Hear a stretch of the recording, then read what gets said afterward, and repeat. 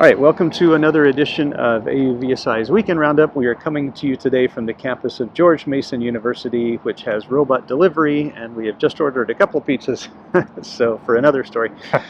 So now we're waiting on the pizzas and doing this news roundup to point out some stuff from the week that you might have missed. I will start off. Actually, no, Brian, you should start off with you. You have a related story about robot delivery? Yes, I do. So on another college campus, this time the University of Houston, Starship Technologies robots, which deliver the food on this campus, will begin delivering on that campus. And the process is as simple as it is here. Students, faculty, and staff can now order items through the Starship Deliveries app and have them delivered to their location wherever they are on campus. All right. So we have ordered from the pizza place that's just right over there.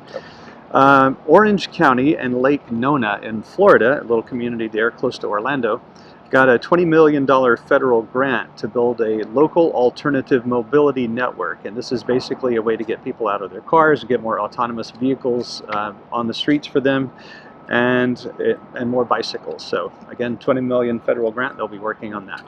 Sounds good. Kind of the big news of the week, the Kansas Department of Transportation's UAS Integration Pilot Program recently successfully completed the first true beyond visual line of sight UAS flight that utilized only onboard detect and avoid systems. So instead of using the traditionally required visual observers or ground-based radar, the flight used Iris Automation's detect and avoid system known as Cassia, which provides commercial drones with automated collision avoidance maneuvers. So kind of the first true beyond visual sight flight in the U.S. Sounds good. Richmond police have added a drone to their crime-fighting toolkit. They have 4 drones, 2 of which are intended for indoor use, and they've already used them in one case to convince a suspect to drop a gun, using the drone to tell him to drop the gun. And they have 20 officers trained to pilot the drones, and in the picture you'll see they're using it to deliver a drone to a person who might be making hostage demands. This is just part of a test.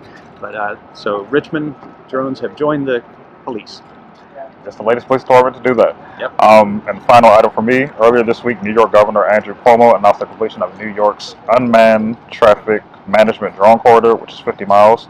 Considered the first of its kind in the United States, the corridor will provide companies with the space to test UAS and UTM technologies in the real-world settings to collect data that will help inform the industry and regulators and help push the industry forward. All right, and UTM again stands for Unmanned Traffic Management. DJI has announced an app that will allow anyone to monitor nearby drones.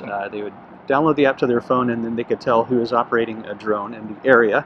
That should be released next year, and they say it has a range of up to 1 kilometer and can detect any drones from the last few years, not just ones made by DJI.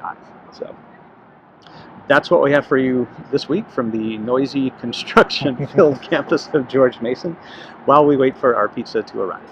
Okay, we are approaching the robot, which is a few feet away here. I guess you want to do the honors, or you want me to do that?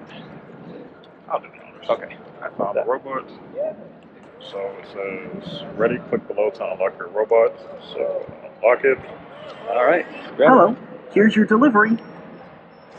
Sweet.